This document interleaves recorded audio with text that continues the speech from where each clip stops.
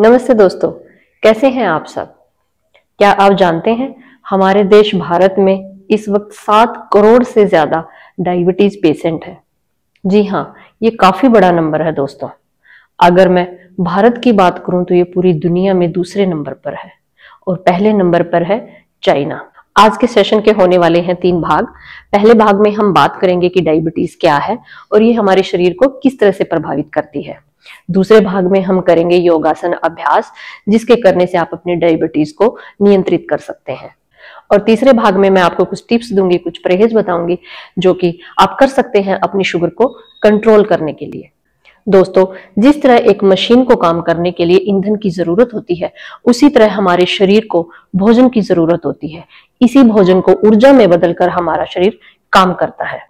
चलना, उठना, दौड़ना, भागना, एक दूसरे से बात करना, ये सारे अंग मिलकर के हमारे शरीर को चलाते हैं। अगर किसी एक अंग में भी कोई दिक्कत आती है तो ये बीमारी कहलाती है। अब आप सोच रहे होंगे डायबिटीज क्या है, ये तो बताओ। तो जिस भोजन की मैं बात कर रही थी वो ऊर्जा बनने से पहले हमारे खून में ग्लूकोज के रूप में इकट्ठा होता है और फिर हमारी कोशिकाएं उसे इस्तेमाल करती हैं। लेकिन ग्लूकोज को अपनी कोशिकाओं तक पहुंचने के लिए एक हार्मोन की जरूरत होती है जिसे हम इंसुलिन कहते हैं। और इंसुलिन निकलता है एक ग्रंथि से जिसे हम पैनक्रियाज कहते हैं। इंसुलिन ना होने पर या कम मात्रा में होने पर ग्लूकोज आपकी कोशिकाओं तक नहीं पहुंचेगा, और अगर ग्लूकोज आपकी कोशिकाओं तक नहीं पहुंचेगा तो वो आपके खून में इकट्ठा होता रहेगा। और अगर हम बाहर से खाना खा रहे हैं और ग्लूकोज आ रहा है तो इस सिचुएशन को हम कहते हैं शुगर का बढ़ना। अगर पैनक्रियाज इंसुलिन ना बनाए या फिर इतनी कम मात्रा में बनाए कि हमारा शरीर उसको इस्तेमाल ही ना कर पाए तो इसे हम कहते हैं टाइप 1 डायबिटीज। इन पेशेंट्स को इंसुलिन बाहर से इंजेक्शंस के थ्रू दिया जाता है। और अगर आपका इंसुलिन बनता है और फिर भी आपका शरीर उसका इस्तेमाल ना कर पाए, इसे हम कहते हैं टाइप 2 डायबिटीज। टाइप 2 का सबसे बड़ा कारण है ओबेसिटी यानी कि मोटापा, और कोलेस्ट्रॉल यानी कि हाई ब्लड प्रेशर। आपको ये 2 चीजें कंट्रोल करके रखनी है। एक तीसरे टाइप का डायबिटीज भी होता है जिसे हम कहते हैं सिचुएशनल, जैसे कि गर्भावस्था में डायबिटीज होना।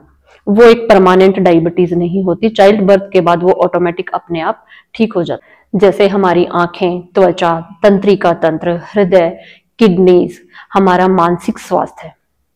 तो ये तो हो गई हमारी डायबिटीज के प्रभावों के बारे में। आगे बढ़ते हैं हमारे योगासनों की तरफ।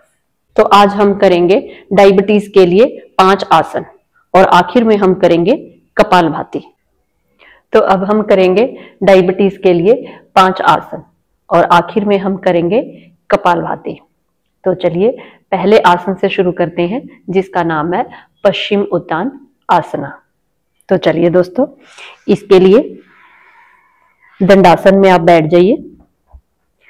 पैरों को सीधा करके जब हम बैठते हैं तो इसे दंडासना बोलते हैं।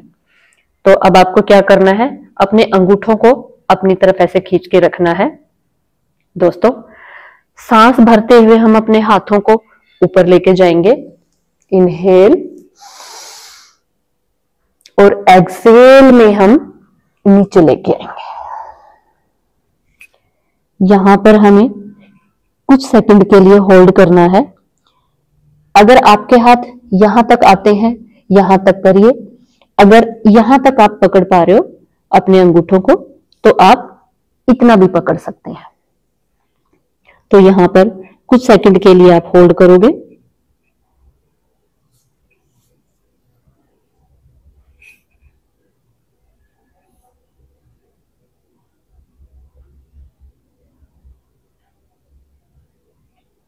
इसे आप मेरे साथ भी कर सकते हैं। नॉर्मल ब्रीदिंग लेते रहिए। अब सांस भरते हुए ऊपर और सांस छोड़ते हुए आसन से बाहर। दोस्तों, ये आसन आपने 5 टाइम्स करना है, मिनिमम 3 टाइम्स तो आपको करना ही है। चलिए एक बारी और करते हैं। Inhale and exhale. यहाँ पे आप नॉर्मल ब्रीदिंग लेते रहिए, सांस को रोकना नहीं है। कुछ सेकंड के लिए होल्ड करेंगे।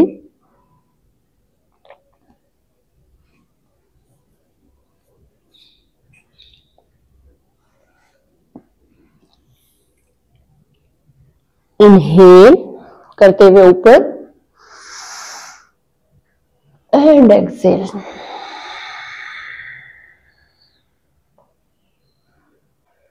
दोस्तों बहुत अच्छा आसन है ये, हमारे पैरों की सूजन को कम करता है। सबसे बड़ी बात, हमारे ये पेनक्रियास को एक्टिवेट करता है। चलिए दोस्तों, अब हम शुरू करते हैं अपना दूसरा आसन, जिसका नाम है अर्ध मत्स्येंद्र आसन। तो इसके लिए हमें ऐसे ही दंडासन में बैठे रहना है। अपने सीधे पैर को, राइट पैर को ऐसे फोल्ड करिए। मैंने अपने सीधे पैर से शुरू किया है, आप लेफ्ट पैर से भी शुरू कर सकते हो। इसके लिए आप अपने राइट पैर की एडी को उठा के लेफ्ट पैर के नी के बिल्कुल सामने रख देंगे। राइट पैर मैंने उठाया है, इसी हाथ को हम घुमा के यहां रखेंगे। लेफ्ट हैंड को, पैर को थोड़ा सा ऐसे करेंगे, इससे हल्का सा पुश करेंगे और ऐसे, और राइट साइड की तरफ ट्विस्ट करके अपने यहां पे एक अच्छा सा ट्विस्ट फील करेंगे। ऐसे मूव किया जहां तक आप इजी जा सकते हो। दोस्तों जोर जबरदस्ती नहीं करनी है, जितना आप इजी जा सकते हो उतना जाएंगे। कुछ सेकंड के लिए यहां हम होल्ड करेंगे, धीमे धीमे ब्रीदिंग लेते रहना है।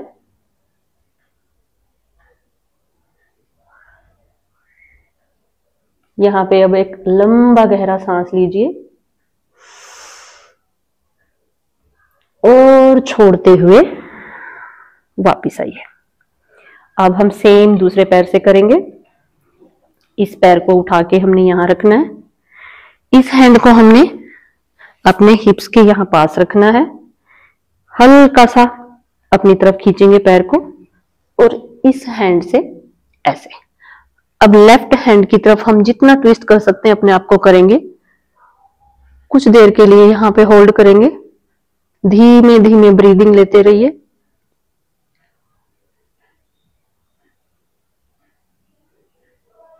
यहां पे एक लंबा सांस और छोड़ते हुए वापस। दोस्तों अब जिससे ये नहीं हो सकता फ्लेक्सिबिलिटी के कारण, उसके लिए मैं एक इजी वर्जन बताती हूं आपको। आप सिंपल सुखासन में बैठ जाइए, चौकड़ी मार के। हमने राइट हैंड लेना है और लेफ्ट पैर के नी पे रखना है और लेफ्ट हैंड को जहां तक आप लेके जा सकते हो ऐसे कीजिए। कुछ सेकंड के लिए यहां पे होल्ड कीजिए। 1 2 3 4 5। अब इनहेल कीजिए एंड एक्सहेल करते हुए वापस। अब दूसरे हैंड से हम कर लेते हैं एक बारी। 1 2 3 4 5। इनहेल एंड वापस। अब हम करेंगे अपना तीसरा आसन, जो कि डायबिटीज के लिए बहुत ही ज्यादा अच्छा है, जिसका नाम है मंडूक आसन। दोस्तों उसके लिए हमें बैठना है वज्रासन में। अगर आपको वज्रासन में कैसे बैठनी है ये प्रॉपर सीखना है तो आप मेरे चैनल पे जाके सीख सकते हैं। दोस्तों ये हम वज्रासन में बैठ गए हैं कुछ इस तरह से। अब हमें अपनी चारों उंगलियों को दोनों हाथों की ऐसे फोल्ड करनी है और अंगूठे को इनके बीच में ऐसे दबा लेना है। और अब दोनों हाथों की इन मुट्ठियों को हमने अपने नाभि को बीच में छोड़ के, नाभि के एक मुट्ठी को इधर और एक मुट्ठी को इधर, नाभि को बीच में छोड़ देना है और ऐसे हमने दोनों रख लेनी है। अब हमें क्या करना है, अब आप इनहेल करेंगे और एक्सहेल करते हुए हम नीचे आएंगे। अब दोस्तों देखिए, हमारी जो मुट्ठियां हैं हमारे पेट को अंदर की तरफ धकेल के प्रेस कर रही हैं। आप सामने देखेंगे, चाहे तो आंखें बंद कर लीजिए। मिनिमम हम यहाँ पे 10 सेकेंड होल्ड करेंगे। आप मेरे साथ कीजिए। दोस्तों शुगर के लिए बहुत ही ज्यादा अच्छा आसन है। अब इनहेल करते हुए मुंह पर आएंगे,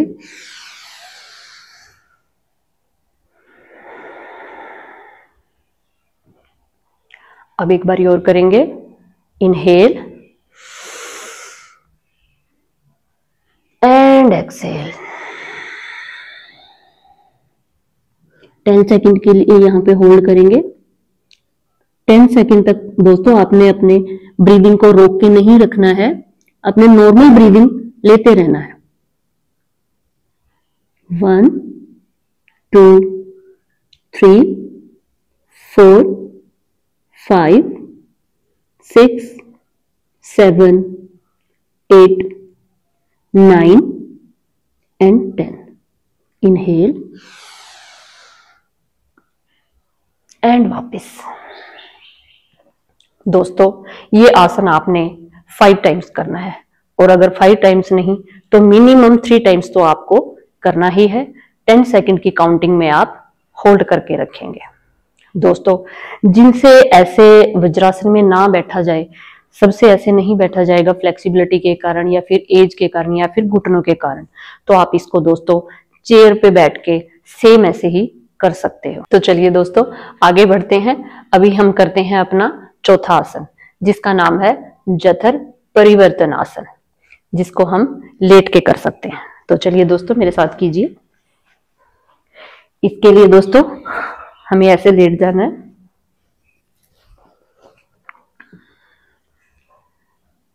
दोनों हाथों को हम ऐसे इंटरलॉक करेंगे और अपने सिर के नीचे रखेंगे। दोनों पैरों को ऐसे फोल्ड करेंगे और अब सांस को भरते हुए पैरों को ऊपर उठाएंगे।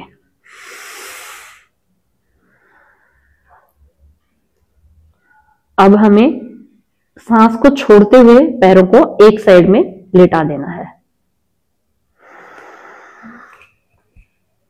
बिल्कुल नीचे मिलाएंगे। यहां पे कुछ सेकंड के लिए हमें होल्ड करना है। 1 2 3 4 5। अब सांस भरते हुए वापस, छोड़ते हुए दूसरी साइड में। 1 2 3 4 and 5. Inhale and exhale. पैरों को सीधा कर लेंगे। दोस्तों इस आसन को भी हमने मिनिमम 3 टाइम्स करना है। 5 से 10 की सेकंड होल्ड करके रखना है। तो चलिए दोस्तों अब हम करते हैं 5वां और अपना आखिरी आसन, जिसका नाम है सुप्त बद्ध कोण आसन। उसके लिए हमें अपने दोनों एड़ियों को और पंजों को कुछ इस तरह से मिला लेना है और पैरों को इस पोजीशन में लेके कुछ सेकंड के लिए हमें लेटे रहना है।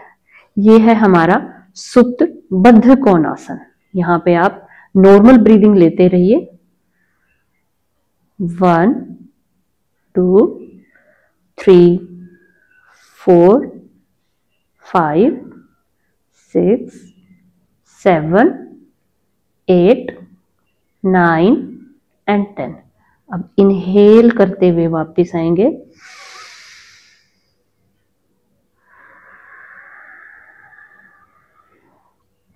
अब आप राइट साइड से करवट लेते हुए उठ जाइए।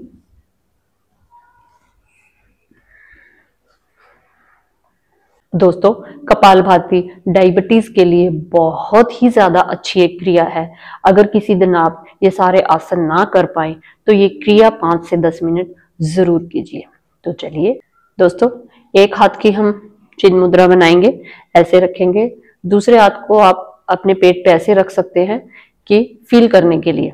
अगर यहाँ नहीं तो दोनों की आप ऐसे मुद्रा बना सकते हैं। तो चलिए दोस्तों आप मेरे साथ कीजिए।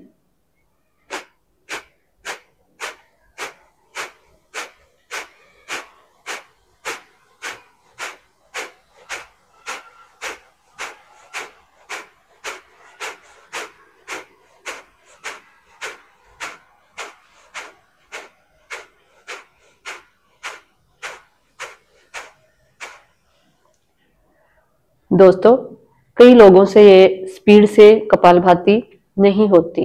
कुछ लोगों की शिकायत होती है कि उनकी कमर में दर्द होना शुरू हो जाता है, चक्कर आने शुरू हो जाते हैं। तो उसके लिए आप इसको थोड़ा सा धीमी गति से कर सकते हैं। आप मुझे देखिए,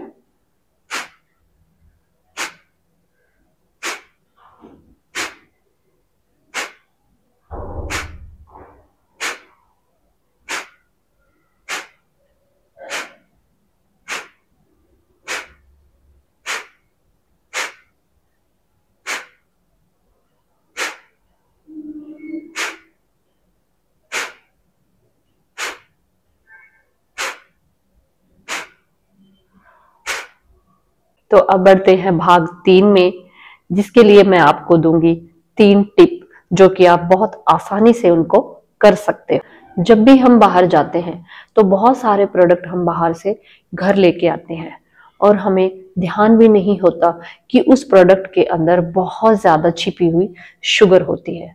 तो जब भी हम कोई प्रोडक्ट घर लेके आते हैं तो उस प्रोडक्ट के पीछे एक न्यूट्रिएंट्स बॉक्स होता है, उसको जरूर चेक करें कि उसमें शुगर की क्वांटिटी कितनी मात्रा में है, क्योंकि जो एडिड शुगर होती है वो हमारी डायबिटीज के लिए बहुत ही ज्यादा नुकसानदायक होती है।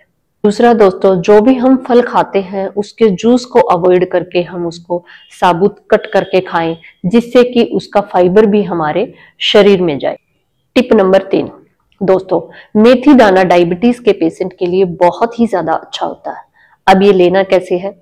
रात को सोते हुए आपने 1 गिलास नॉर्मल पानी में 1 चम्मच मेथी दाने को भिगो देना है और सवेरे उठते ही खाली पेट उस पानी को छान के आपने पी लेना है। तीनों ही टिप बहुत ही आसान है, जो कि बड़े आराम से किए जा सकते हैं। आशा करती हूँ आज का ये सेशन आपको अच्छा लगा होगा। ज्यादा से ज्यादा लोगों तक इस वीडियो को शेयर कीजिए, लाइक कीजिए। दोस्तों, डेली रूटीन में योगा कीजिए, अच्छा हेल्दी खाना कीजिए, ज्यादा से ज्यादा पानी पिए। फिर किसी दिलचस्पी वीडियो के साथ मिलते हैं। नमस्ते दोस्तों।